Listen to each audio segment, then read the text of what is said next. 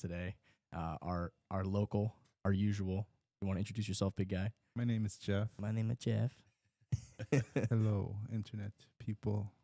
And we also have Riley Combs here from Bitcoin Well. So why don't you introduce yourself to the masses? Yeah, Riley Combs, usually in Indianapolis, but here in the local Naples area. So happy to be here. Well, we're glad to have you. What part of Indianapolis? So about as downtown as you can get. Okay, so not South Bend. No, not South Bend. Okay, But I am a Notre Dame fan, so go Irish. nice. So Go we'll Irish. dive right into it. It looks like Bitcoin's at a new all-time high. Riley, you have any thoughts on that? Well, so we got out of our podcast recording Yeah. and saw that news come off. So I haven't been able to dive into it a little bit. From what I was able to put together, I think it's just kind of Bitcoin doing Bitcoin things. I don't think anything kind of too big and drastic kind of was announced during that. And then, like I was just telling you a little bit ago, almost $200 million worth of shorts were liquidated in that price action. Yeah, So wow. pretty interesting there. Nice And to see the shorts get wrecked. yeah, fuck the Bears. What do you think about that? My name is Jeff. Well, wasn't there also like a super old wallet that had 10,000 Bitcoin moved? Yeah, I guess there was a very old mining wallet that was moving a lot of Bitcoin, but I don't think they didn't sell it. They were just moving it. Yes. I don't know the actual. Yeah, so they were on-chain stats just on that. they were just like moving it to like more updated addresses because those were just like coming from like legacy addresses because they were, like you were saying, an early miner. In total, I think they actually moved more like around like 70 to 80,000. Yeah. Wow, that much. So yeah, a very very big whale. So I'm sure everyone has the new addresses under a microscope, and we Yeah. will see what kind of happens there. But yeah, they're not like exchange addresses. But I think I saw a tweet the other day. Somebody said, like, hey, Bitcoin obviously doesn't have perfect privacy, but everybody's speculating on who it is. Some people are saying it's Roger Ver and blah, blah, blah, blah. But at the end of the day, nobody really knows who the fuck it is. So Yeah. it's the There's privacy. plenty There's a level of pseudonymity there where you can move $8 billion and nobody can identify or know exactly who you are, what entity, where it came from, etc. Right? So Yep. that's the speculation. What if it's anonymous and he just pops up on everyone's screen and he says, "Hello, guys." But Like it's Jamie Dimon says, or like Yeah, I how think it was Satoshi like- will just pop up one day and It was like laugh at you. $1 per transaction or something to move like billions of dollars. I love to see it. Yeah, that's the other thing of people saying Bitcoin is slow to move, it's expensive, and yeah, I always that just makes me chuckle a little bit because you've clearly like never sent a wire if like you think that's the case. Like Yeah. final settlement in 2 minutes, like. I know we live in kind of like this ADHD world, and if it's not under a minute or even 30 seconds, it's too long Yeah. for our attention spans, which is pretty unfortunate. But yeah, 10 minutes for final settlement and a couple dollars, whereas with a wire, it's anywhere from $25 to $50, and it lands within 24 hours. We don't know when it will exactly. Yeah, some But not use even cases that, in but there. not even that. When people use their cards and stuff, they think that's final settlement. Yeah, That is and no, not final it's settlement. like net 30 Like, usually. let me if tell not you, longer. as somebody who has a small business, like that is not final settlement. 6 months later, somebody could file a claim on that transaction and pull that money back. Yep. Which I've had happen to me many times. So I did Um, a CTO. What was it? A CTO? No, ICO ICO, yeah. back in 2017. Initial coin offer. Yeah, You in did it? 2017. Yeah. Which you bought one or what? Yeah, I bought into one, but I had to do a wire ATF, an ATF, transfer, wire transfer, and I just remember Really? it was like 75. But I think I paid 75. It was like that South Park thing, and it's gone. Yeah. And it's gone. And it's gone. Yeah. Oh, that's too funny. I remember thinking to myself, "This is the last time I'll ever use a wire transfer." Yeah, no, I mean, like they're pretty expensive, depending on, of course, like the amount of money. If you're, trying to wire, hundreds of millions, obviously $70 is nothing. But yeah, you also don't really have like any insight of like when that's actually going to land. It could land, in the next 30 minutes, or it could take like the full business day. And so, yeah, that's, like I said, that's always one thing that kind of makes me chuckle when people say Bitcoin's slow and expensive.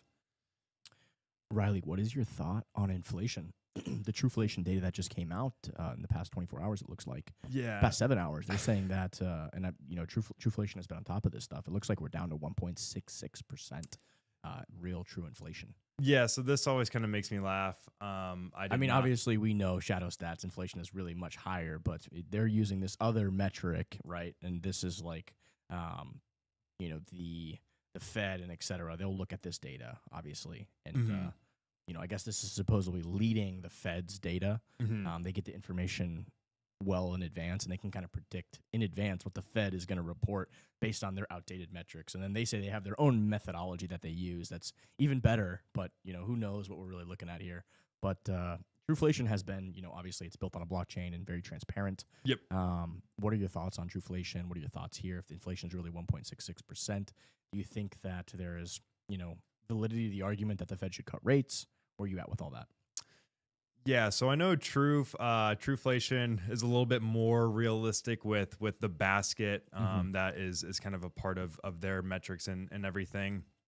And I don't know enough about them, but I know like with the Fed, they'll conveniently switch things out. Yeah. If if those prices are like too high, and those inflation numbers are obviously high as well, and so they always try to like get that number as low as possible. Yeah. So I do like that there are other channels to be able to see and get a sense of that. The 1.66 that's great, but I think another thing too that people forget is that one number is great for either a monthly change or a yearly change, but we also have to remember, just like everything else, like inflation compounds too. Yeah. So while 1.66 like sounds great, we also have to remember just a couple years ago we were at 10% or like whatever it was.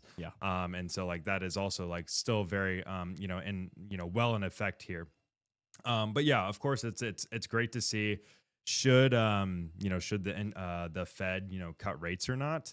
I think what we were talking about a little bit ago, it's nothing, like everything's still kind of like working, I think, and I think that's kind of like shocked people. Everyone was kind of screaming, I think, even as we started to get past like 3%, they're like, oh, things are gonna start to break, and we did kind of have like some scares here and there.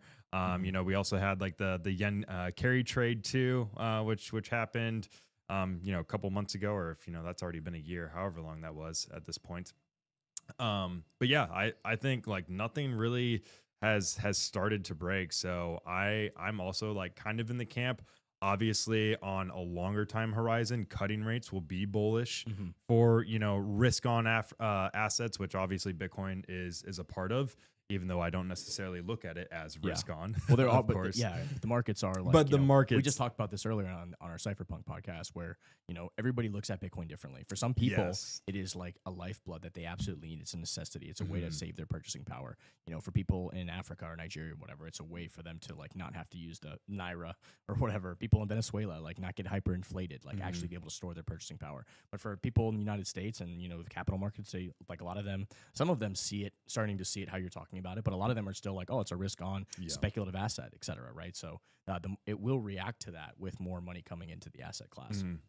But yeah, I mean, if the Fed is able to keep rates higher, I think it's kind of one of those things of going through a little bit of pain to actually like maybe like bring down inflation long term. Because I guess my concern is and how Trump is trying to influence and kind of basically like kick Powell to the curb here, where they're wanting to start printing money already, and it's like we still have inflation.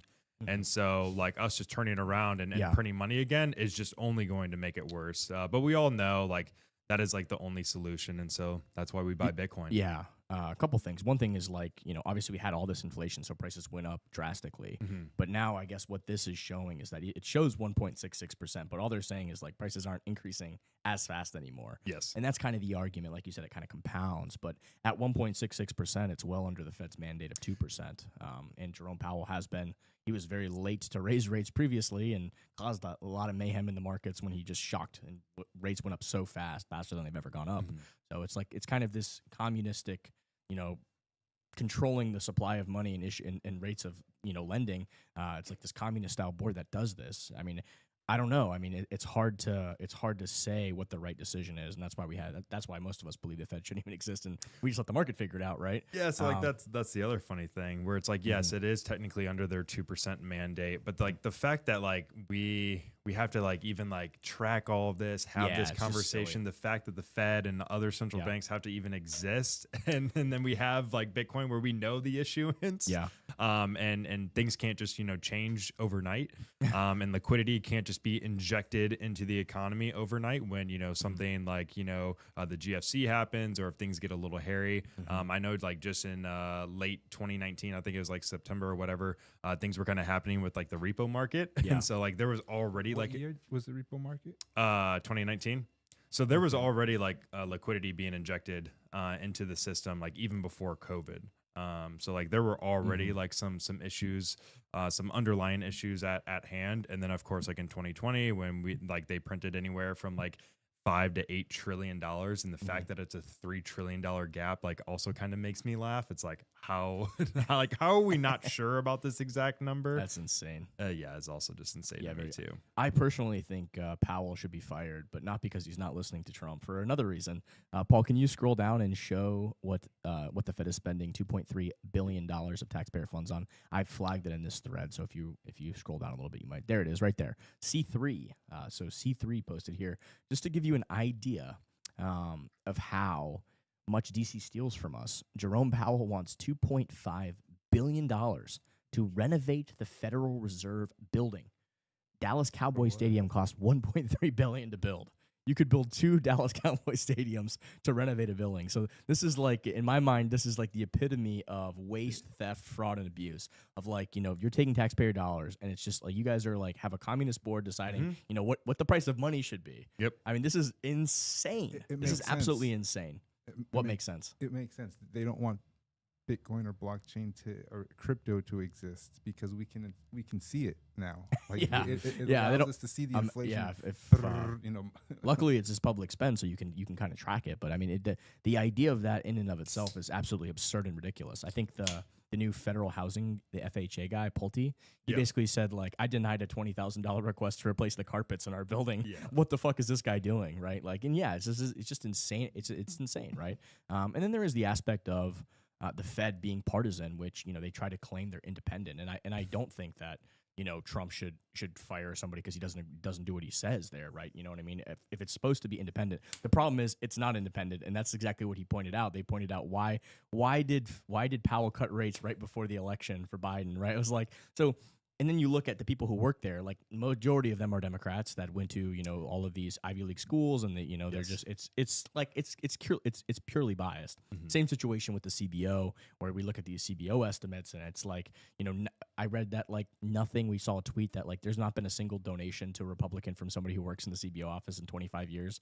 So what the fuck does that tell you? Well, it tells you that the supposedly independent organization is in Washington, D.C., and it's all a bunch of political opponents that are basically saying, hey, this big, beautiful bill or whatever, like, it might blow out the deficit. They might be right about that, right? But, like, obviously, you can't really trust their modeling, and it's not impartial, right? It's complete. They've already missed massively on just the tariff revenue. Like, we see right now that which brings me to another point that whatever you think of the tariffs have already brought in over $300 billion, I think, which is insane, or $100 billion. I think I saw the same. It was either 100 or 300 billion in the year 3. one.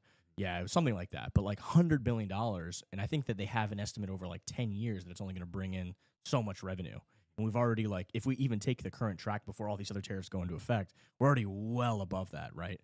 So there's a lot of factors that, if all else is being equal, I don't really trust the CBO to be actually impartial. And I think they have growth at 1.8%. Looks like we might be projected to just blow that out of the water too. So, and that's the argument from, hey, like, yeah, there's a lot of pork and bullshit, but we're going to blow it out of the water with growth. I don't know what ends up happening. I mean, obviously governments are going to print money, and there's going to be fraud, theft, and abuse and bullshit. And I think, the Elon side of the equation and the Masseys and the Pauls are right about a lot of that. There is still a lot of bullshit. Hopefully they can get some of those cuts enacted through reconciliation and some of these other processes. How do you guys feel about that? Well, my name is Jeff. My name is Jeff. I don't. You don't have any thoughts? Yeah. You have any thoughts, Riley?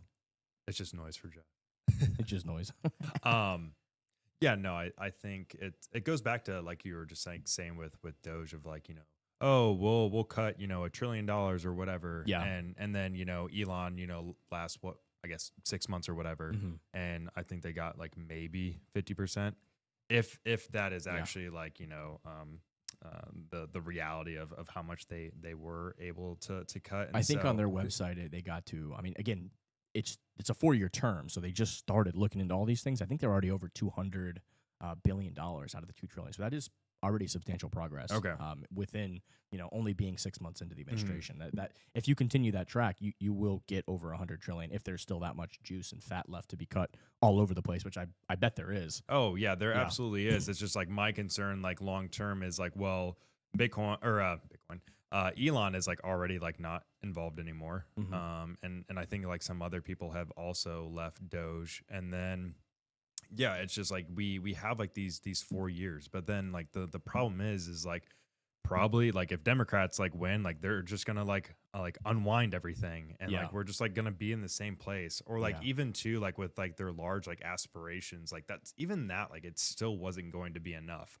I love that the effort is there, and we are pointing out the problem, and we're cutting like what we can, but like long term, especially with the whole back and forth of like 4 or 8 years of blue and then red, like it's just it's such a shit show. Yeah, I mean the only counter argument there would be that it took a very long time for them to put all these systems and processes, and sort of like I guess deep state is the word, but this bureaucratic thrift and theft machine of all these NGOs and all this bullshit, and a lot of it is based off of entitlements. Paul has this pulled up here. CVS ordered to pay basically $1 billion in Medicaid fraud case. CVS's Omnicare filed more than 3.3 million false claims, improperly billing Medicare and Medicaid in the military's TRICARE program between 2010 and 2018. But Democrats said there's no fraud. I mean, there's massive fraud occurring on all these entitlements. So again, that's not really calculated into the CBO's estimate either, right? Like, yes, there was an increase for I think it's the border, which is what Trump campaigned on. That was like his number one issue. There's a lot of revenue there to increase the CBP efforts to deport illegals. And what people don't realize is that helps with the entitlement issues, because there are a lot of anytime an illegal alien walks into an emergency room, there's tons of money being spent on that. They're not going to pay the bill 99% of the time. Then there's a lot of states like California that's like taking Medicaid and Medicare funds, and they're funneling that into just giving healthcare to illegal aliens, right? So there's a lot of factors that come into play there. But I think the entitlements, obviously entitlements are a huge issue, right? But I think this doesn't necessarily lower entitlements, but it does cut out a lot of the fraud, which will in turn, obviously now the people that are paying into it will get the benefits of it. That should, in the short term, should help solve some of that problem. I don't know if long term, like you said, it's actually resolvable, because when you swing from red to blue, and obviously the CBO is saying even this bill from the red is spending tons of money. So it's like who one's like slightly more responsible than the other, but they're both terrible, right? I mean that's kind of like where we're at right now. And if anything, like I'm just glad like this discussion is happening, and we do have platforms like X where like people can be aware of this, or even like TikTok as well. I kind of like see, like, I actually really don't see like TikTok as an issue. I think the government, they try to use the whole, China thing as an excuse, but I think what they're actually worried about is it's another avenue for people to like very easily share information like this to kind of like help people wake up. And I think that's what the government is actually scared about. And then, something like this, like it's just, the 8 years that went on until, and then of course, and then it's another 7 until like, they're actually ordered to pay, the $1 billion almost. Yeah. And so like, that's just crazy to me. But then, us, plebs, if we have a transaction over $600 on Venmo, it's like, we're getting a knock at the door. Totally absurd. It's insanity. It really is insanity. We have some questions over there, Paul. I think you got the chat window pulled up, but I can't see anything. Let's see. Did they leave Doge, or did Doge leave them? Yes. I don't know. It's a good question. It's a good question from Harry over there. It's an interesting debate, because this attempt at eliminating the wasteful spending revealed really who is principled in their standing, and it's a multifaceted thing, but it's created a rift within the movement, and now it might spawn a third party. What are your takes on that? Yeah, hopefully that doesn't happen. I think that it would just it would pull away from the coalition on the right that kind of pushed back on this just insanity, communism / NGO slush fund propaganda machine that the left was building, right? I think if you look at that diversity of opinion on the right, that infographic that we looked at, there's just a lot more diversity of opinion, and we may not agree. You might support Elon, I might support Trump more, but at the end of the day, we definitely don't want this Zohran Mandami, who's a fucking communist, to take over New York City and do government-run grocery stores, right? So, that's we can agree on that at least, right? And I think that if you look at what a third party would do at this point, it would basically just give Democrats more power to just. Yeah, I think it's a slippery slope. Yeah. Well. So again, I think it's I have it flagged somewhere. I think it's Ron DeSantis proposed, and a couple other people proposed that if Elon's concerned about the spending, he can do this. He can get a couple more states. I think it's like 6 or 7 more states that are needed to ratify a constitutional amendment to balance the budget. I think that would be like hugely important. I think that would and it would cost a lot less to do as well. So and it would be a lot more impactful. The other aspect of it is, politics is so fucking, it's like a cesspool, right? So there's so much going on, and a lot of the argument that I think Stephen Miller from the administration was making was that, hey, a lot of these things that are being proposed by Doge to cut or whatever can't even be done in this bill process. It would have to go because they don't qualify as the right programs. I think we talked about this a couple weeks ago, but apparently they would have to go through this reconciliation process because they're not.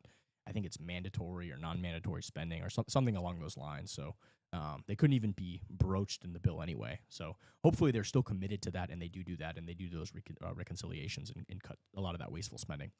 Especially a lot of the propaganda money that's literally being grifted from taxpayers to go fund these NGOs to just basically brainwash and propagandize and essentially steal. Most of the money never even makes it to where it's supposed to go. Yep. It just ends up in contractors' hands in Washington, D.C., who then who wire half of it back to ACT Blue or whatever.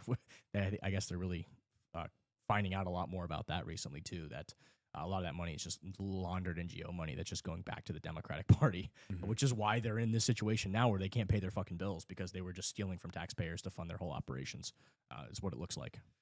Yeah, like I was saying, I think it's great that all of this information is coming out and being exposed, and I hope more and more continues to come out as well, because like you said, and I think we all agree here, there's plenty that I'm sure hasn't been uncovered yet. And I just really, really hope that people continue to, open their eyes to all of this and us as a population, get louder. Cause I think it's still, it's a growing percentage, but overall it's still a small percentage of people, especially post 2020 that have, really become awake to all of this. And we just need more people behind us. Yeah. No doubt about it. And to speak on this issue a little bit more, here's a post from Elon Musk. I think it was a response to Naval Ravikant, who, by the way, if you haven't read the Almanac of Naval Ravikant, it's a fantastic read. So a lot of great life advice in that.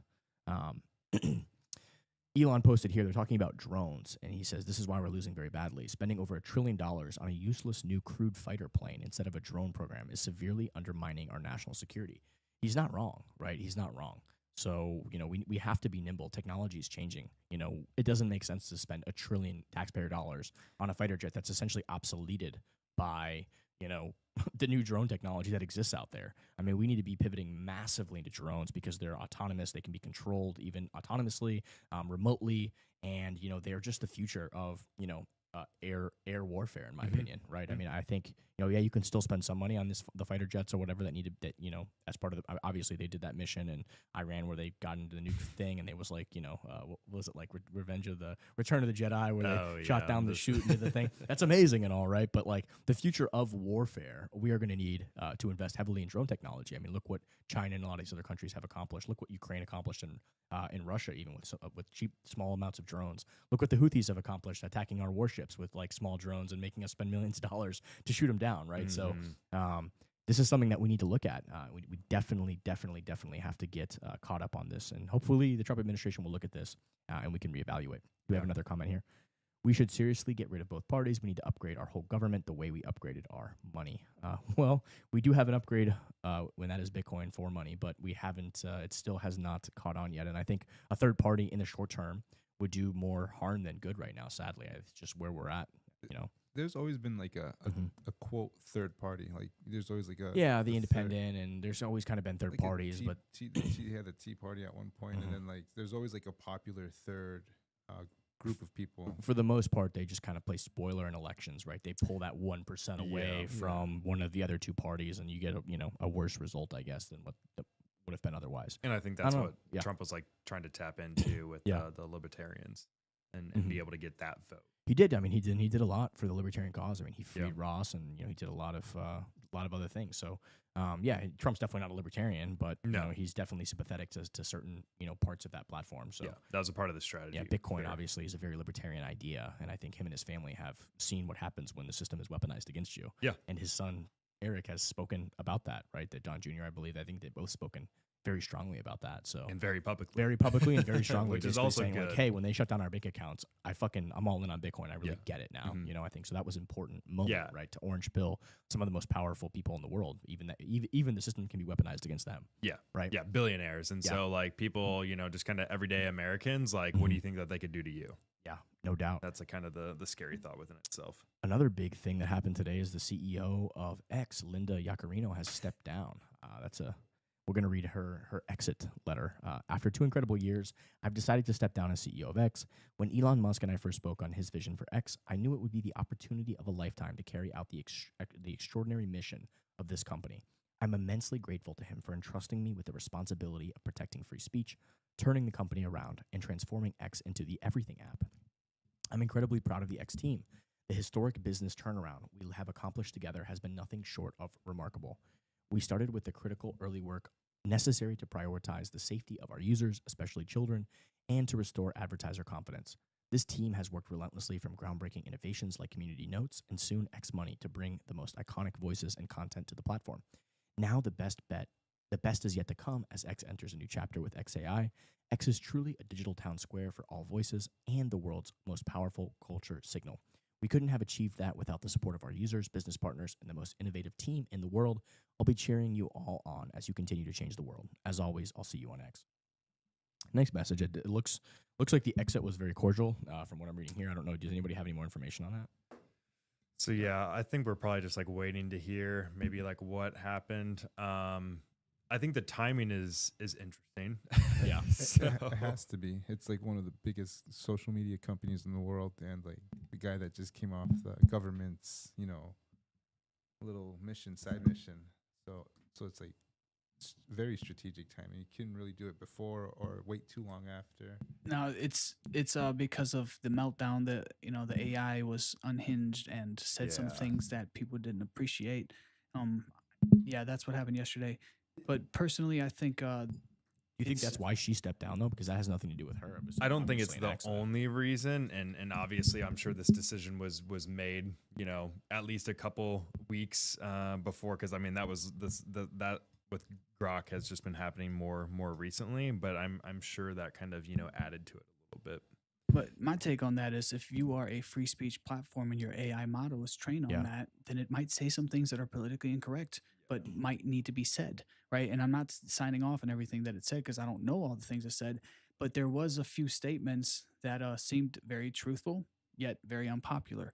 And that kind of pressure, she was probably getting blowback from all the advertisers. And, and then there's that additional political pressure because of, what's going on.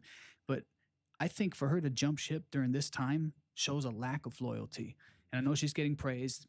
This message, one look at it and I could tell it was written by AI. Right?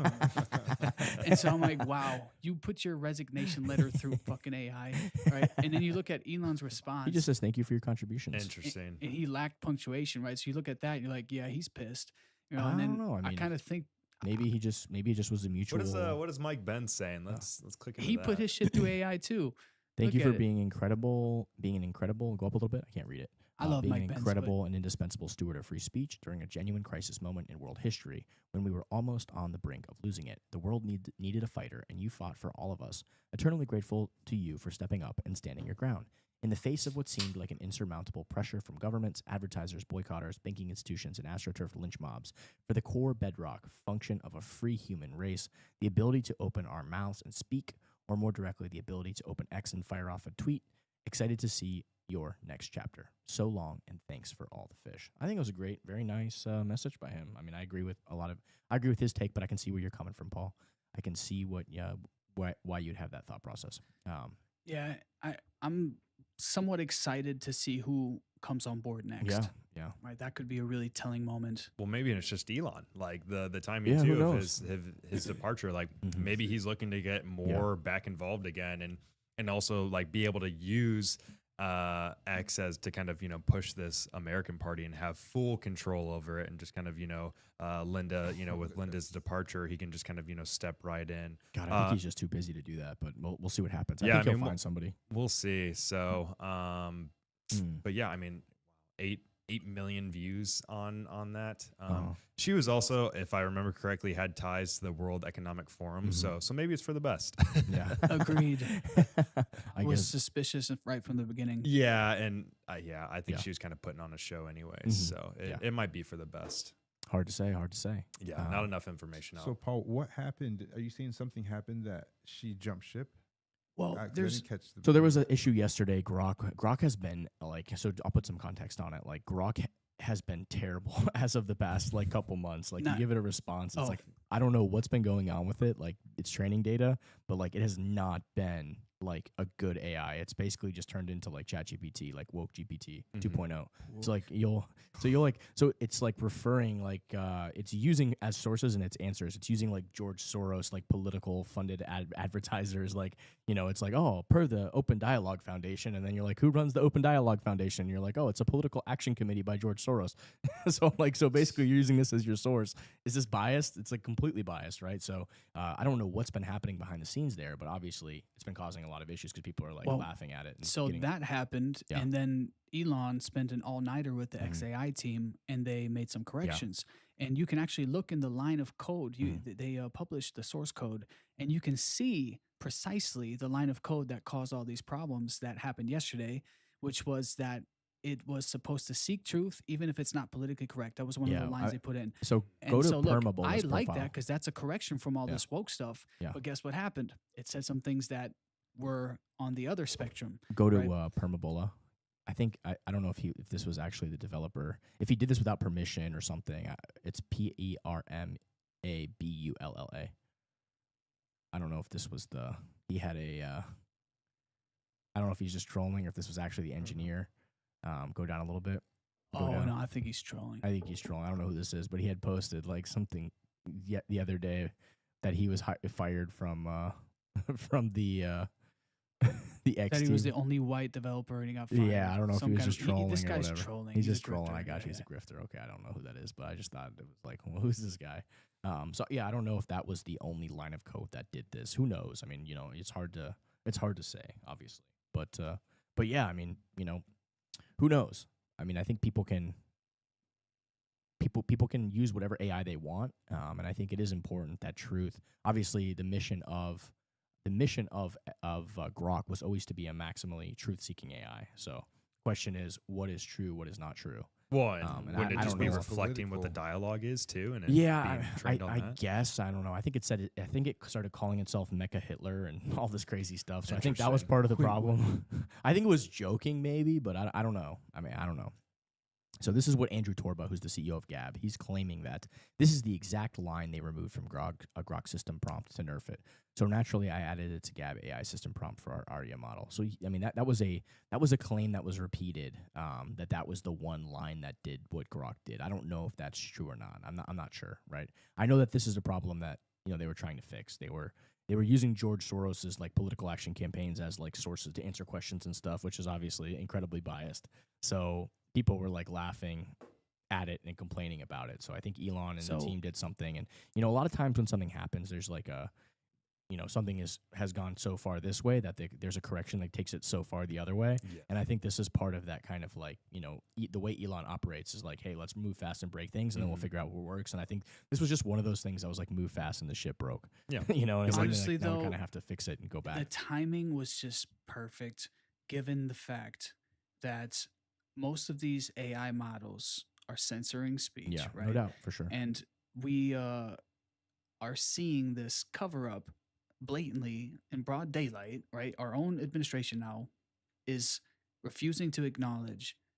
Yeah, let's go on to that as well. Let's tap into that a little Yeah, bit. definitely. Let's I talk mean, about it's that. crazy, but just the fact that Netanyahu's in the White House as Trump and Bondi essentially denied the Epstein client list, right? Try to brush it aside as if it's old news.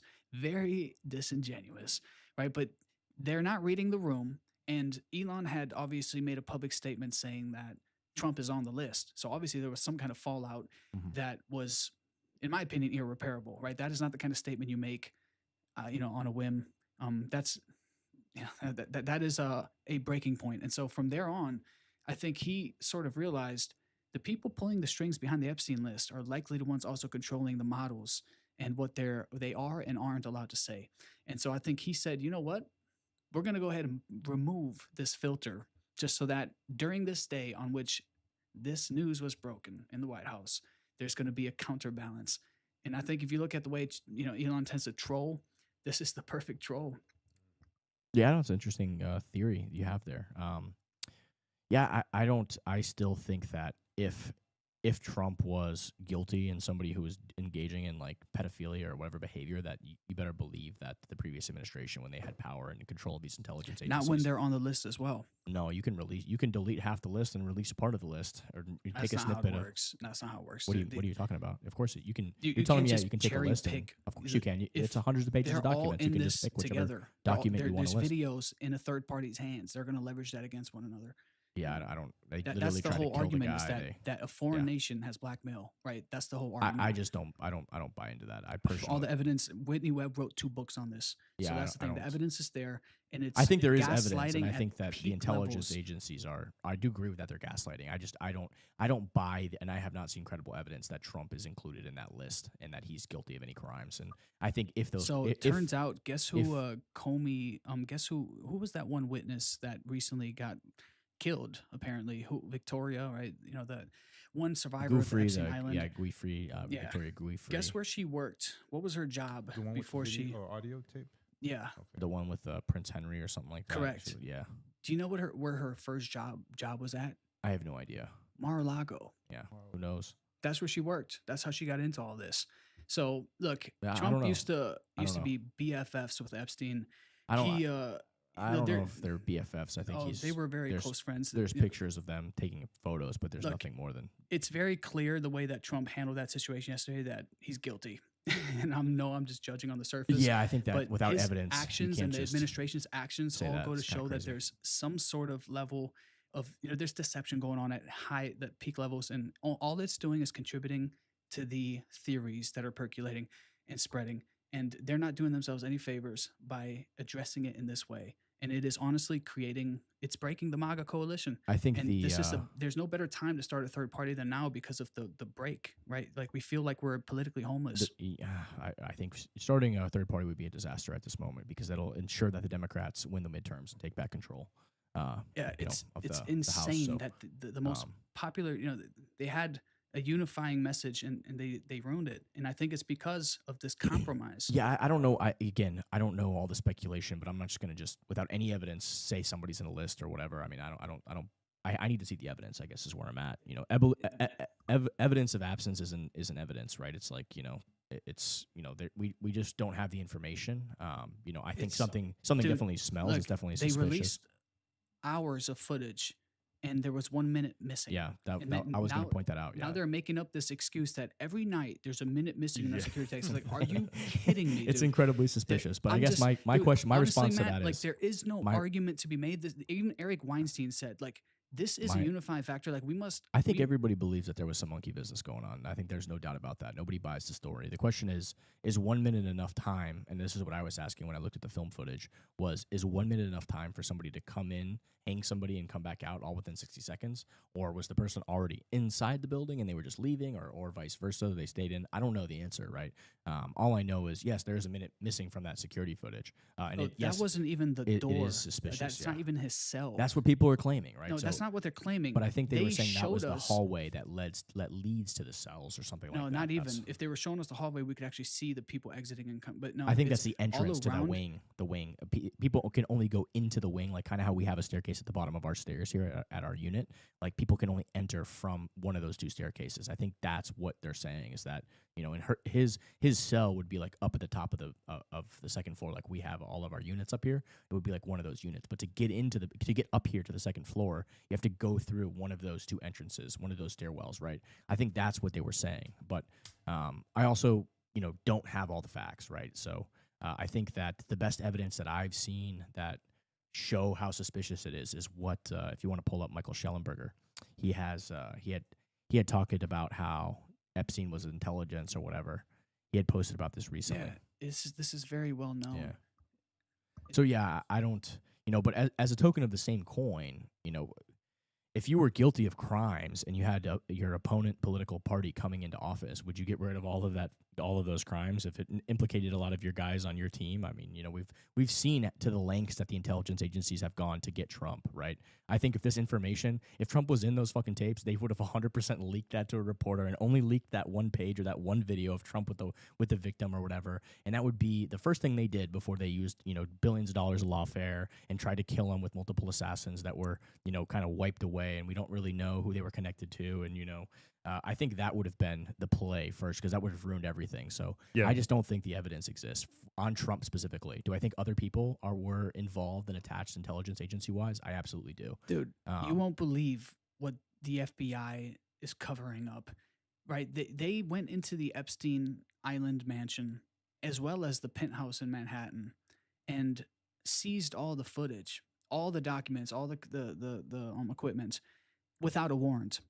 And so the court said, hey, you know, you can't do that. You can't use this as evidence. So they went and entered the place without a warrant and then were forced to leave and essentially handed over all the evidence to the attorneys who then decided what to give back to the FBI, right? So this to me sounds like just, it's all around orchestrated to cover up from all ends. And if you look at the prosecutors, right, Comey's daughter, right, she's the prosecutor of Diddy, right, and she was also the prosecutor for Epstein.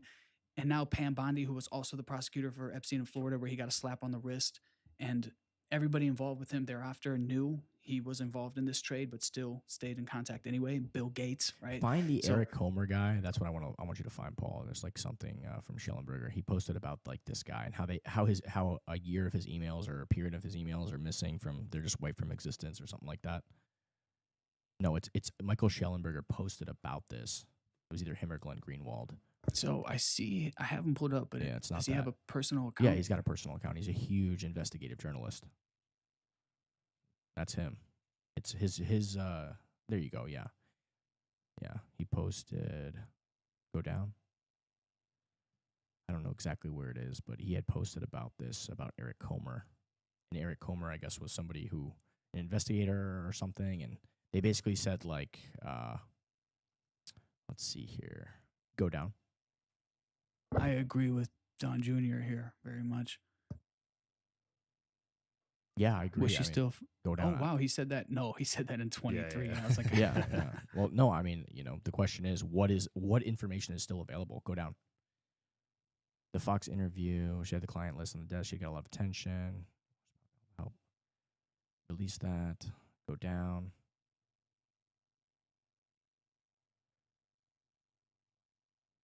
See if you can do a search for Eric Comer on his page. with a K? I think it's with a C. Yeah, just search that.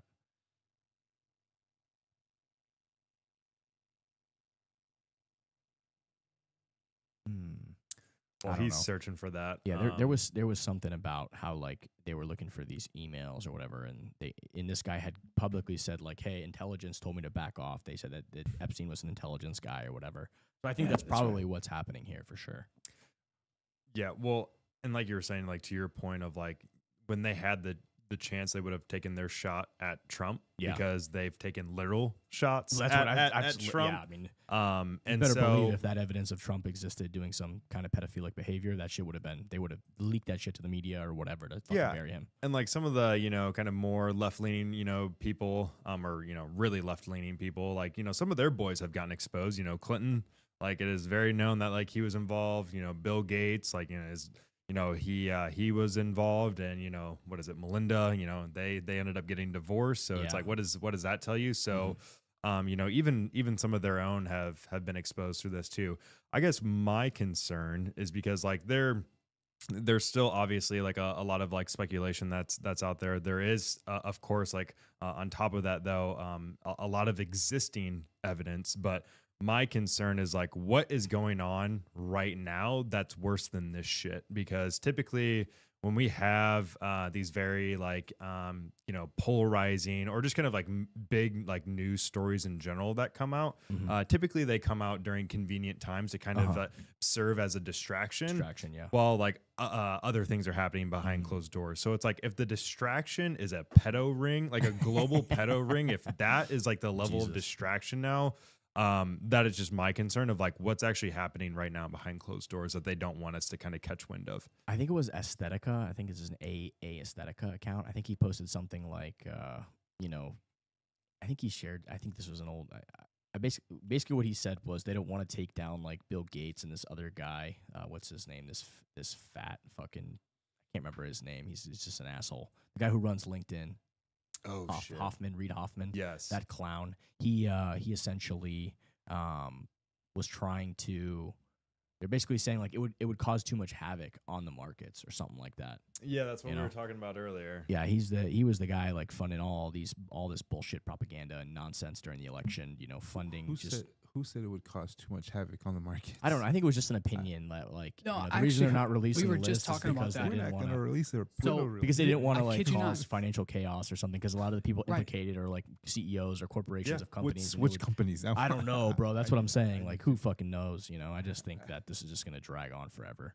No, it's sickening because they Yeah. look at it like, okay, we must appease these oligarchs to keep that wealth here, Yeah. right? Who cares about the brokies and their outrage?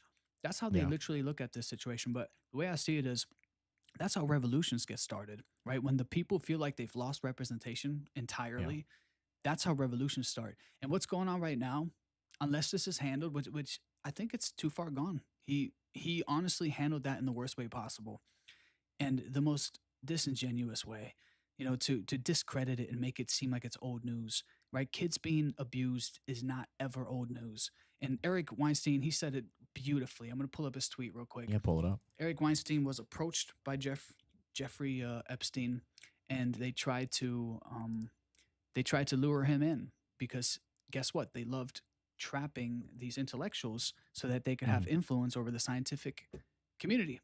And we saw during COVID how that all played out, right? But anyways, he said something great. He is a Jewish American, and I think his message here me read rings it. very true. Unless you want to read it, Paul. No, please. You got that narrator voice. I am not the guy to tell you what Epstein was, or whether he killed himself, or what the client list was, because like you, I don't actually know about any of those things, and I have never claimed that I do. I'm going to tell you with 100% absolute certainty that Epstein is anti-interesting to our news desks. No one wants to publish a story about how his multi-billion-dollar currency trading hedge fund worked by interviewing a few of those many former employees that it must have had, or by reviewing the filings it must have made to the government, or its trading records, or by talking to the sell-side coverage it must have had, or by going through its records, or that it didn't exist, and he wasn't a multi-billion financier, and that's someone set him up as a construct at great expense. The scandal is not investigating, not publishing, not doing journalism. Clearly the state has control of our news. I don't care where this leads. I believe he was most likely constructed by a tiny number of tight-lipped psychopaths who set him up to ruin the lives of children in the service of gathering information. And those people, whoever they are, would need to be brought to justice, whatever the cost. You're going to have to scroll down a little bit. I would like to think that there isn't a father alive, no matter how flawed, who disagrees with that, and that we need to put ourselves at risk as a group to protect our children from the state, the press, and the evil co-conspirators, and I don't know who they are. It's terrifying. I also think that a number of people who had nothing to do with that, but who had dealings with Epstein, scientists, etc., need to be separated from that aspect of evil and fully exonerated, and those that participated in the evil with Epstein need to face justice as well. Pretending that there is nothing further to see here and that no one wants this investigated remains preposterous. This was over 5 years ago now. Where are the dads? Yeah, it's a good question. You know, I think I like his tweet. I think it makes a lot of sense. You know, I think he's right on a lot of stuff. I guess, you know, the question is, you know, what are we going to do now about it? And what, you know, at the end of the day, I wouldn't be surprised, right? Like I said, that the evidence was deleted, burned, wiped away, taken away, you know, thrown away before this administration even came to power. Who knows, right? Maybe that happened, maybe it didn't. Maybe that this administration came in and the evidence was there, and they were like, you know, there's stuff that we don't know or whatever that implicates whatever, you know, where it would do. They think that they're making the right decision because it would do more harm and it would ruin and sacrifice their intelligence because they have some of these people are, you know, they have them tapped or controlled that are running governments or states. We just don't know all the details. So without having more information, it's hard to make an analysis at the end of the day of what exactly happened. And obviously there's something fishy here. There's smoke here. We all know it. Everybody knows it. Nobody's buying the fucking story, right? Like, you know, but which one of those situations occurred, I don't know, and I can't speak on because I don't have the information, just like Eric has basically said, you know, in the first paragraph. Yeah. Another concern of mine, like with this whole situation as well, is that this definitely was a louder conversation when it first started happening pre-2020. And of course, too, because like it was fresher and everything. And then as well, like it was just like so just like jaw dropping of like how like this could have like been happening for so long. And I think like my concern is, you know, having this conversation post 2020 is, you know, like people are like struggling like right now. And, you know, they're just kind of like worried about like, you know, just like making it themselves and everything. Yeah.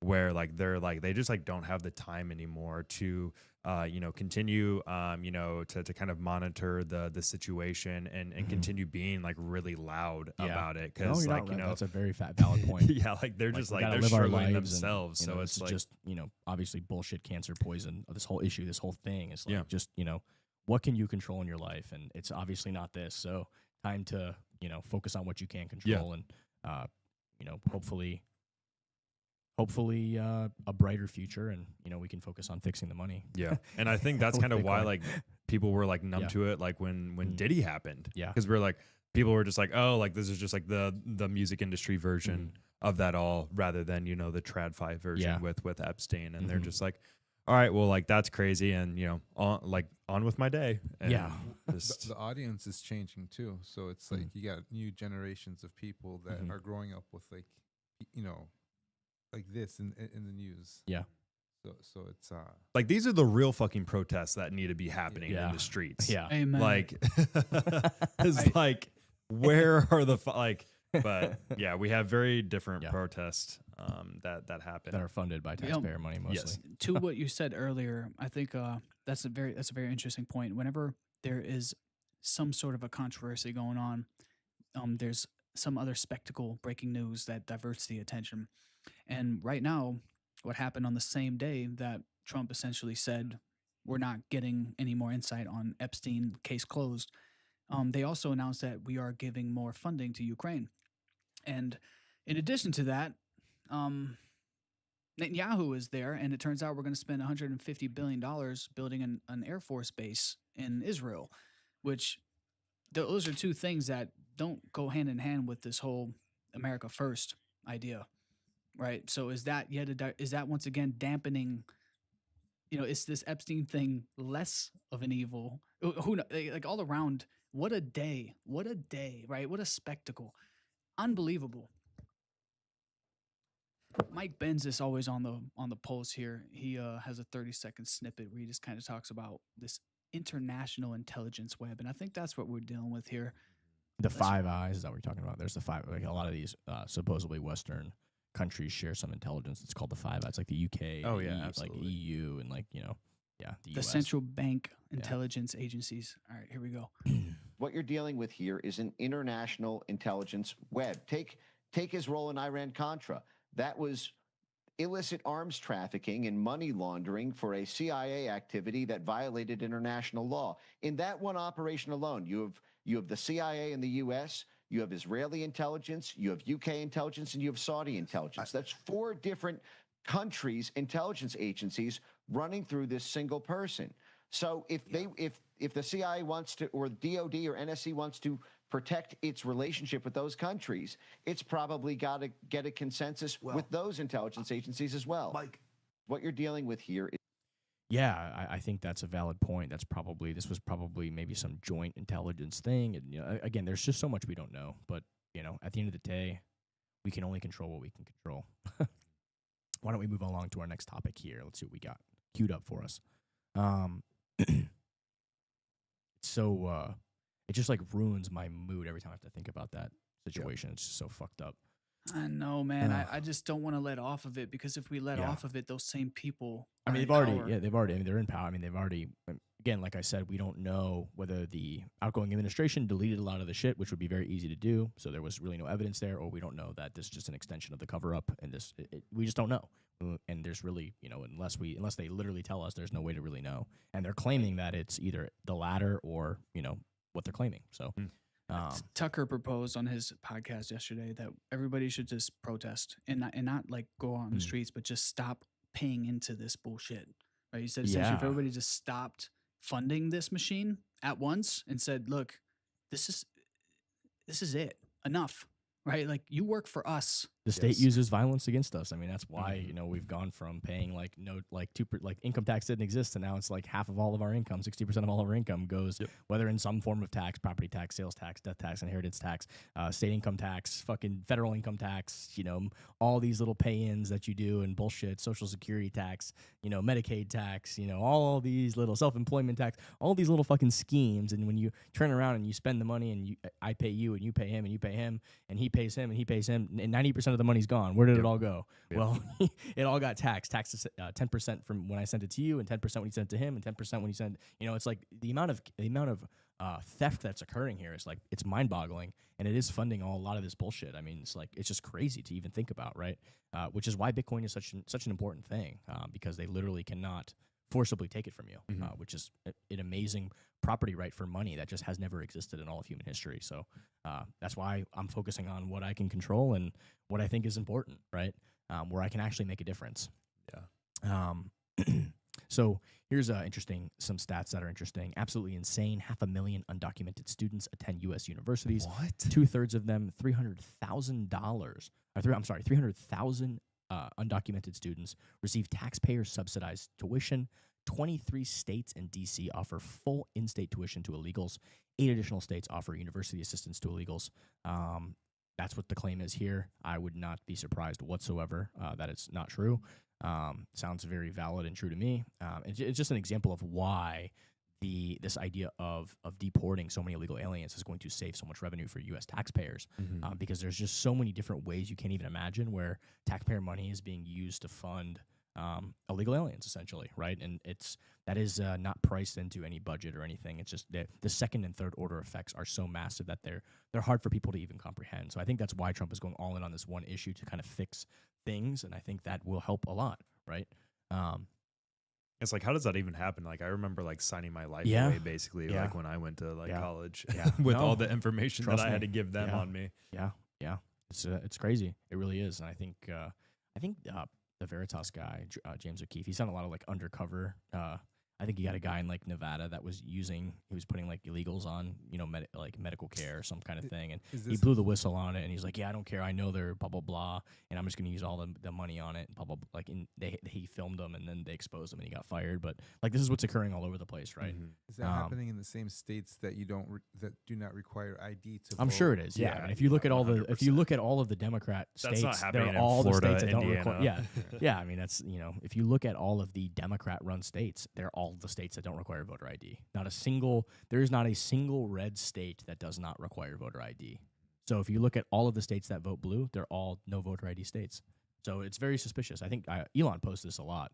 Correlation doesn't always imply causality, but it's pretty damning evidence if you look at the actual picture and image of it. Yeah, requiring an ID is not racist. Yeah, it's and term ridiculous. limits, please. Yeah, so yeah, hopefully they can, and that's another thing that could be passed through this convention of states ratification, right? So I think Ron DeSantis pointed this out to Elon. Instead of starting a third party, get 7 more states to sign up for 2 things. One, term limits on all these long-term government grifters that just stay in office for 40 years and are connected to all these different, to every single little swamp NGO or whatever and lobbyist group, et cetera, that just basically become, controlled opposition by every single lobbyist.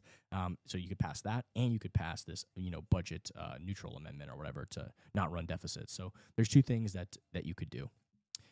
Socialism is actually worse than this scenario because in socialism, the mice pay for the very same cheese that lures and entraps them.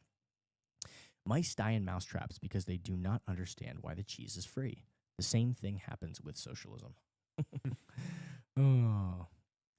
That's such a good point. We are being taxed to pay for this absurdity. Yeah, no, Right. that's exactly what's happening.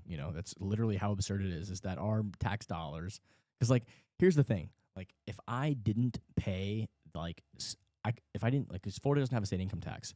If I didn't have to pay federal income tax, obviously I'm paying taxes by spending, sales tax, property tax, whatever. I don't even have a problem with that. It's the federal tax that's just so outrageous, and it goes to fund all this stuff in Washington D.C. and half that money is laundered. It's put into war machine. It's done whatever. That it's just it's such a waste of capital and money, and it's such a grift that it's just got to end at some point. This is not a sustainable system, and I think that many of us who have kind of grown up and are looking around and we're what the fuck is going on here? We're millennials or whatever, and I'm a millennial. It's I'm looking around, I'm what kind of fucking system is this? What is going on here? This is absurd. And you just look at what, Data Republican and some of these other people like Benz and Elon and Doge are exposing here, how much of fraud, following these webs of NGOs that are taxpayer money going to fund propaganda and bullshit and contractors theft and scam. The Federal Reserve wants $2.3 billion to rebuild a building in Washington D.C. How much of that money you think is actually fucking going towards the building? I mean, that is just a grand theft scheme. Yes. That if I've ever seen one, that smells so bad. You look at that, you're this is so suspect. This is such fraud, right? For literally an organization that shouldn't even exist. Why do we even have? They're unelected. They literally should not even exist to begin with. So the whole thing is absurd. You really if you look around you and you challenge the status quo and step out of the herd, you're oh my god, this is ridiculous. What is going on here? But the people that aren't paying attention, or they're just far gone because they've been brainwashed, they're oh, capitalism isn't working, and so socialism is the answer, which is also a scary. Well, we don't even have capitalism. We have crony capitalism. Well, so yes, it's not even real capitalism. True. Yeah. You've got all these special interest groups that are using their influence to buy political power and to and to basically create little monopolies and things for themselves. So it's just cronyism is what it is. That's what's happening right now, and that still is better than socialism, by the way. Oh yeah, absolutely. It's still better than socialism or communism. But yeah, what you have right now is not true capitalism. You have crony capitalism. All right, Paul, let's take us to the next take. Let's see what David Sachs has to say. It looks like he has to say, what a difference a year makes. The border is sealed. The economy is humming. Inflation is down. The woke mind virus is dead. Operation Choke Point is over. Spirit is back. Remaining problems can be solved.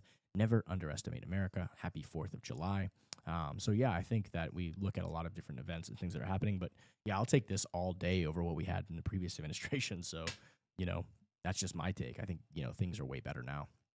So hope to see many of this continue, much of this to continue. Yeah. I don't think we're at 100% on any of these, but we are definitely making progress. Yeah, so way better than what it was. I 100%. Think, don't let perfect be the enemy of good. I think that's kind of the theme here, which I think is the main conflict point between Trump and Elon right now. Elon is he's an absolutist. He wants perfection, and with the government, you're just not going to get that. It's just not a company.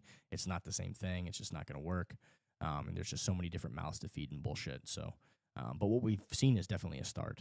So here's a post from Daniel Batten. He's done a lot of great research. Yeah, great follow. Do we have any chats? Looks like there's a couple things in the chat. Let's see what we got here. Sickening. We must demand accountability. No government ever responded to being asked nicely. Demand information. Okay. All right. Yep. They're all valid chat points. IMF backtrack spotted. What is happening in Pakistan is one of the most important geopolitical events of the year, and Western media is asleep at the wheel. The IMF has just been forced to soften its opposition to Bitcoin in Pakistan by making it seem like they will go through a legitimate due diligence process first, in parentheses, and then reject it. Context. IMF has transparently opposed Bitcoin in 4 countries, and in both the cases where the country went ahead anyway, Bhutan and El Salvador, the economy has thrived, not only making a mockery of IMF instability concerns, but shining the light ever more strongly back at them for the real reason for their Bitcoin opposition. It threatens their relevance. Geopolitical theater at its finest, and Bitcoin is on center stage. What do you think about that, Riley? Well, and it's kind of interesting too, because I did see something this morning and kind of late last night as well, where some Democrats on the U.S. side of things, kind of outside of the IMF, are trying to like They're trying to go after El Salvador. Yeah. You can't make this shit up. Yeah. So, but yeah, I mean, of course, I think like this is where like the countries like Bhutan and El Salvador, like they just like stood their ground and things are working out. So I think as long as people continue doing that, and then of course too, like, you know, if things kind of get a little bit more friendlier, like, yeah, we'll see how things turn out. Are there any nuclear deals happening in Bhutan by any chance? Are we helping? I think they're more the government hydro. is just kind of doing self-mining there, and they're adding it to the country's balance sheet, I believe. I think that's kind of what's And I think, happening. They're partnering with a miner and getting some of that revenue. I don't know exactly all the details there, but Because El Salvador, I think the U.S. is, I think, subsidizing for, I think. what are we subsidizing? We're helping some power in El Salvador, so I'm wondering if they're using that for like mining at all. Oh, they are with their volcanoes. The volcano, yeah. Well, no, I think it's what's the other one? Nuclear. Yeah, I wouldn't be surprised if they also like go down that route too. I mean, they've also created a lot of incentives for tech companies to headquarter there for, you know, kind of, you know, tax purposes. So I think Tether is now down there, or at least, you know, working towards getting a headquarters down there. Rumble also a couple months ago, I believe, announced that they're getting a headquarters down there. I think Google too, which I was kind of surprised. I could be totally wrong on that, but I want to say Google maybe even made their way down there, which was really surprising to me. Yeah, it's powerful to see what Bukele's done over there, and they're really transforming that. And it's going to be the crown jewel of South America soon, probably. Oh yeah, already absolutely. on its way there. You know, Absolutely. a lot of capital is coming, and just the tip of the iceberg of what can happen with when you embrace Bitcoin and have a Bitcoin economy, essentially. But you know, in free market capitalism, allowing a little bit more markets, get rid of crime. Yeah, a lot of people think that's a little heavy-handed, but you know, some of the things he did are questionable. But at the end of the day, he is a dictator, so you know, he's just a benevolent dictator. So, and it worked out, you know, to their advantage there so far. So, I guess we'll see how it continues to play out, but it looks very, very positive so far. What about the Emiratis? I love flying on the United Arab Emirates. I don't know if it's Emiratis or Emirates, but boy, man, that was like such a great. I've never had such a good experience on a flight before. It was like you just, you know, the disrespect, the rudeness, the nastiness you get on like something like American Airlines, and then you go fly Emiratis and they're giving you a 3-course meal and like just like all this stuff. Like they give you a toothbrush and, you know, like a cover for your eyes, and the seats are comfortable, and it's just like it's a whole nother level. It's a whole different experience. I mean, it just shows like how much the UAE and some of these Middle Eastern countries are coming up. But have you seen those videos of China where their cities look like they're in the future?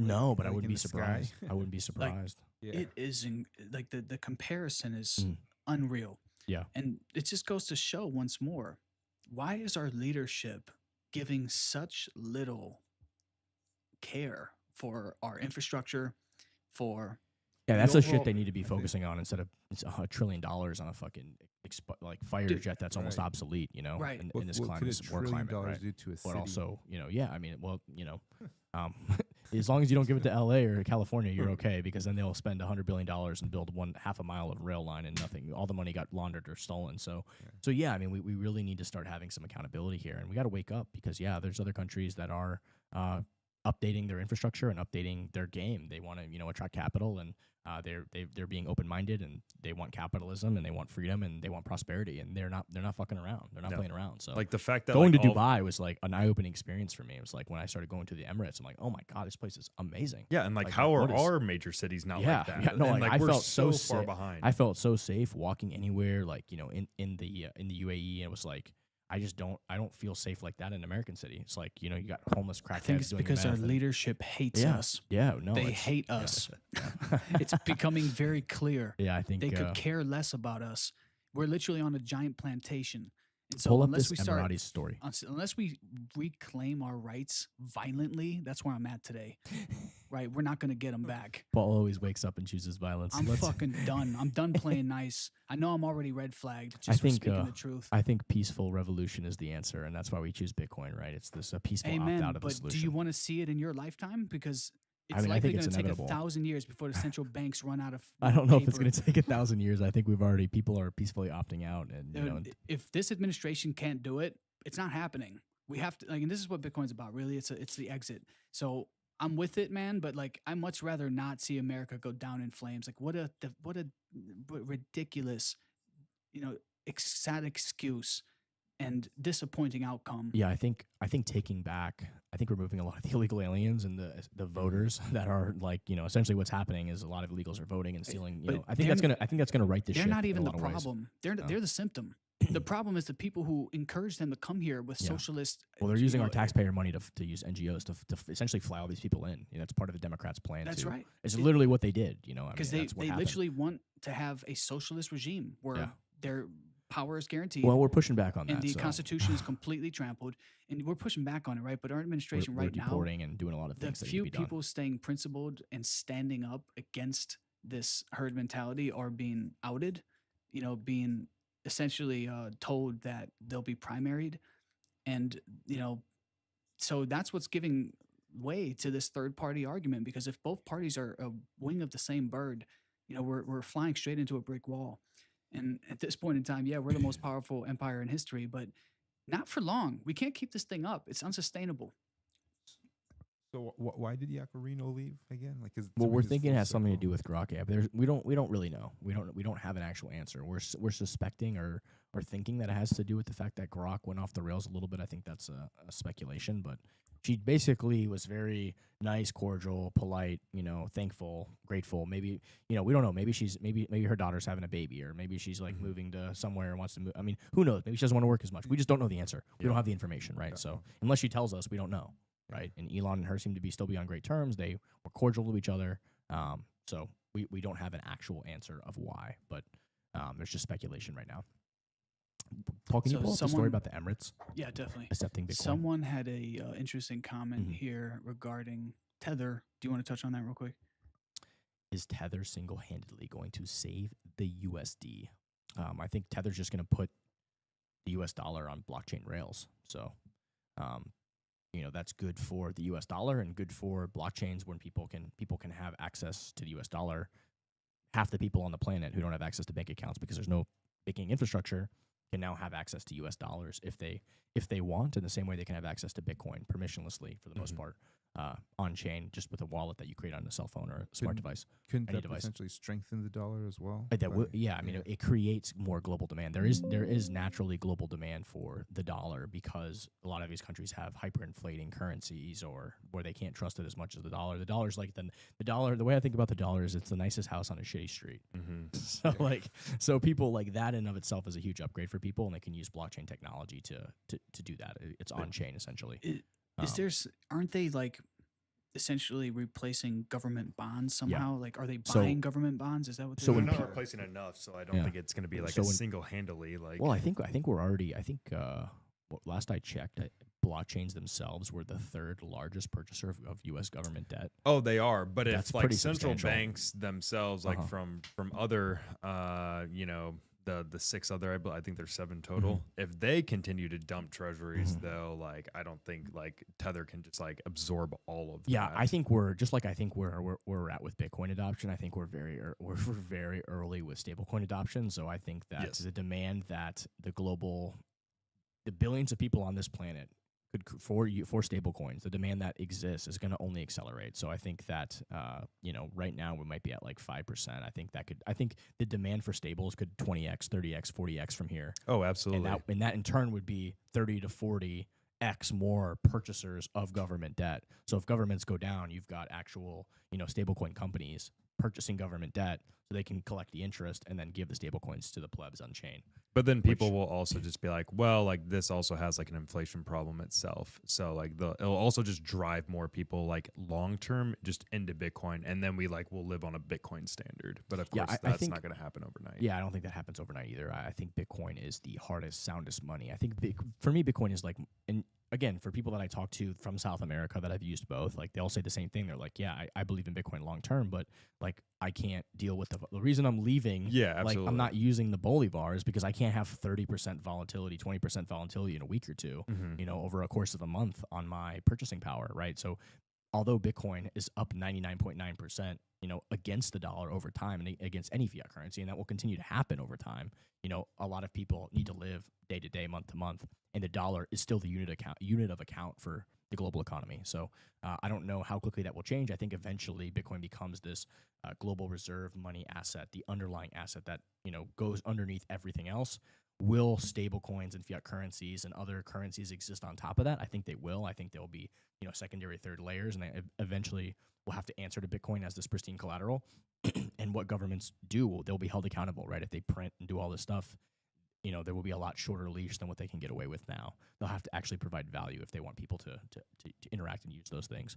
But Bitcoin's base layer in of itself, it will not accommodate the whole world. So we will need second, third layers for Bitcoin, but also in a world there will be competing currencies and different things that exist. So I think Bitcoin has a much larger role to play in that in the future, exponentially higher role to play in that in the future. That being said, I don't know if all the other things fully go away, right? So that's my thought.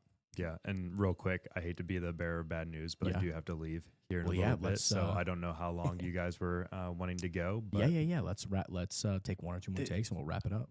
Right on. Just here for perspective, Tether now holds more U.S. treasuries than Germany, Spain, and Australia, apparently. Massive. And this is why the Genius Act and some of the acts that the Trump administration has pushed forward are so powerful, right? They embrace financial technology and they give people options, right? I'm all for options. So this gives people globally options, and it creates a strategic benefit to America in the sense of now we have more purchasers for Treasury, so it gives them more leeway. Do you have a comment, Paul? Yeah, no, it is interesting. This Genius Act, essentially now realizing that this is the move to make in order for us to remain competitive and maintain our position. But there's still this KYC AML element, which essentially could be leveraged in a way that a CBDC would, right? Where you can blacklist certain addresses. You can, you can't necessarily freeze accounts, but you can, Well, if they have a court order, they would be able to freeze a wallet address that has stolen funds or whatever, but they'd have to go through a process. It's not like it's not like the central bank itself controlling monetary, like basically saying like, oh, we're going to make your money expire, and that's kind of what the EU wants to do. They want to have like all these like levers where they can confiscate and do all these different things. The American model is similar to what we have today with the banking model, where we have private banks or private stable coins like Tether or USDC. It's not the government themselves that are doing it, right? It's a private entity, a for-profit business, right? Like Tether and Circle are for-profit entities that their model is they get billions of dollars, they loan that to the government, and they get treasury yield from that. So they have a revenue stream. So they are a private business, not the government itself. So that's the difference here is that, our model is to empower private banking institutions, private stablecoins. Anybody can now, I think if you follow through on whatever the regulations say now, you can now, JP Morgan or whatever company, you and I even, we could make our own stablecoin if we can check the boxes of the regulations. Yeah, Amazon, Walmart, the banks are doing it. So then we can collect the interest or whatever and then, give a service, create a stablecoin asset for people to use on chain that is reserve backed, by US dollars. Yeah, it's fascinating. There's so many questions I have, but I don't want to keep us here. No, it's good. Good question. Linda mentioned that X is going to have its own money here soon. That's one of the things she stated in her interesting. In her post. What do you think about that? That's interesting. Yeah, I don't see why X wouldn't. If they were going to do transactions, you create their own stablecoin, and have that yield. And there's a lot of creative things you can do with that yield, right? So like, I think it's been called the Everything app. I think. I'm talking about the yield, I guess, from the treasury from buying bonds. So like people put $1 billion in and they want a stable coin. They send dollars and they want actual on-chain USDT or whatever. It could be XUSD, right? Or USD, USX or whatever they want to call it, whatever they want to call their stable coin. But what X or any issuer does is they turn around and they buy you government treasuries with that money, short-term treasury, short-term cash treasuries, or longer. Some of them are longer-term bonds, and that generates revenue, interest revenue for the company with the money that we've all given them. So they're generating that yield. But like I think Tether and USDC, they're doing, they're buying Bitcoin with that yield and doing all sorts of stuff. Yeah. So yeah, I mean, like there's definite ways for companies to support both aspects, right? You can still be a massive Bitcoiner and be involved in something like USDT or USDC, right? So here, Linda, what did she say here? Well, I just asked 2025. Brock Yeah, okay. to tell me about X it money. and just mentioned how Linda had mentioned it was targeted for Yeah. this year.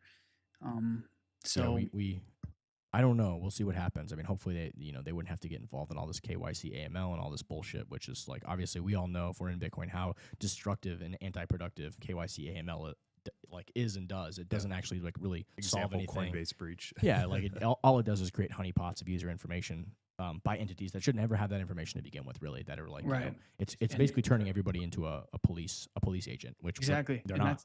That's why I brought Yeah. it up, because it just became clear, and this is already known information, but JP Morgan was under scrutiny because Mhm. they were banking Jeffrey Epstein Yeah. even after he had been charged with this this Florida case where he was found guilty of these very, very disgusting charges of pedophilia and child trafficking. So Thank he God he got- didn't start a crypto company. right, that would have not been good That for would've- us. that But would- here's the thank thing, God. No, you JP missed my point. Morgan. Oh, I missed your point. You What missed do you my mean? point. Tell They're- me. Choke point. They were I'm still- debanking people with crypto companies, but Jeffrey Oh, Epstein could still God. have a bank account. Yeah, right. No, seriously, JP Morgan ignored all of their standards and allowed for him to withdraw $10,000 every week in cash, right? And they essentially turned a blind eye because who knows? And just this idea of them being able to enforce these rules on everybody else, but select players of their own, can operate outside of these rules. That's what that's why we self-custody. That's why we want circular economies with Bitcoin. Yeah. That's why I don't want to play around with these new digital tokens, although Tether for the US economy could be great. But if our economy is being controlled by globalists who have no real allegiance to the outcome of this experiment, then let's remove the funding mechanism altogether.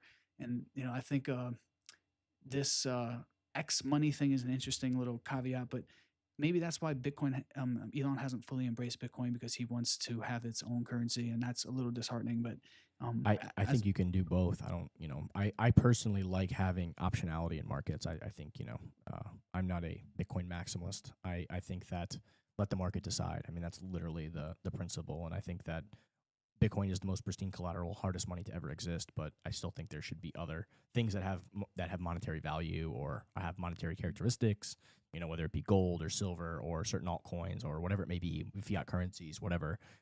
It's nice to have optionality in a market, right? So that's my take.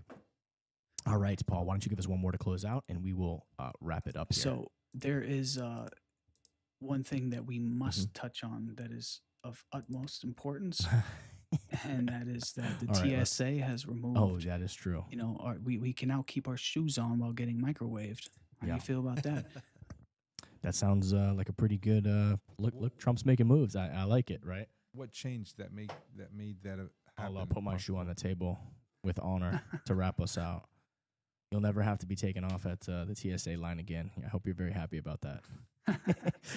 Okay, you want to close on that? I thought. Yeah, I guess my only thought is I there's another- would be shorting the hell out of like Lamisil and all these like antifungal feet apps, because now that the sales are going to go through they're going to go down the toilet. So there's my alpha for you today. So if you want to put some shorts on in the market, short Lamisil and short all these companies that treat foot fungus, because guess what? No more shoes at the airport.